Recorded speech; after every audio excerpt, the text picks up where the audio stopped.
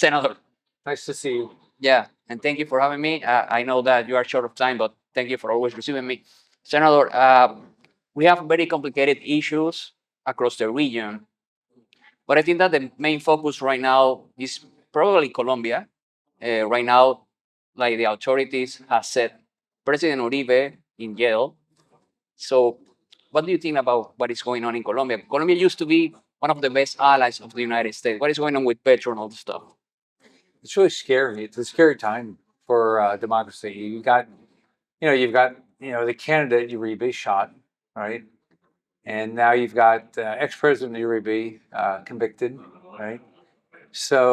And Maduro's close to Petro's close to Maduro. So it's a tough time. I hope that what happens is the people of Colombia wake up and they see that the last 3 years have not been good, and they don't want to continue to go down the fight, and because they can see in their next door neighbor what happened with Chavez Maduro.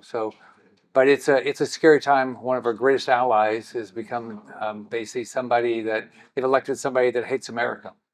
Yeah, speaking about allies in Honduras, the U.S. have like the bigger military base that they have in Central America, and right next to them there is an airport that is the Palmerola Airport, and that airport the government supposedly want to get away from the enterprise that own it to give it to China or enterprise with Chinese capital. So, what do you think about these issues? They got elections in November. You know, Trump. Trump was inherited a mess. Yeah. The Biden administration. I mean, it's like everything they touched got worse, right? Especially with regard to Latin America. So I hope the people of Honduras understand that they will lose. Eventually, they will be in the same position as Venezuela. They'll lose all their opportunity and freedom if they don't start electing people that are going to, team up with America and the opportunities we have. Senator, in Venezuela and Colombia, in Venezuela and Cuba, there were a lot of people that were like enthusiastic about President Trump, Secretary of State Rubio.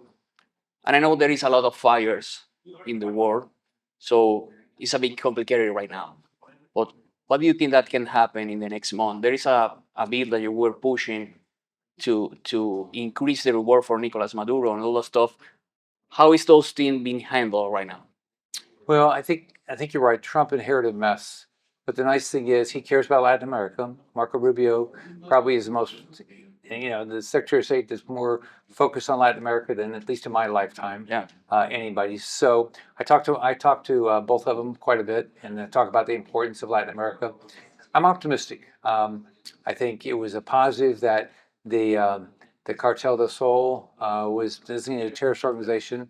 The one in Mexico, I think yesterday or today, was designated a terrorist organization.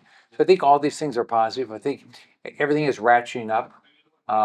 But until you see the final success, you don't know if anything's going to happen, because it seems like we get close and then something happens that we don't end up with a new regime. But I'm optimistic that in Cuba and Venezuela in particular, we'll have new regimes. If that happens, everything changes in Latin America. What do you think that can be done to raise like more awareness of what is going on in Venezuela? Because I always tell the people that obviously the legislators and authorities in Florida knows very well what is happening in Latin America. But maybe, in the rest of the US, there is like not a lot of. My experience is you've got to talk about how what they're doing is impacting a child, or a mom or a grandmother. You've got to make it personal. That this child is being injured, or that mother has been injured, or that mother was killed, and that mother lost their son. We've got to make this personal, that people see these are individuals that lost their opportunity, their son, whatever, because of these regimes. I think we have to tell better stories. Thank you, Senator. Thank you very much. Thanks.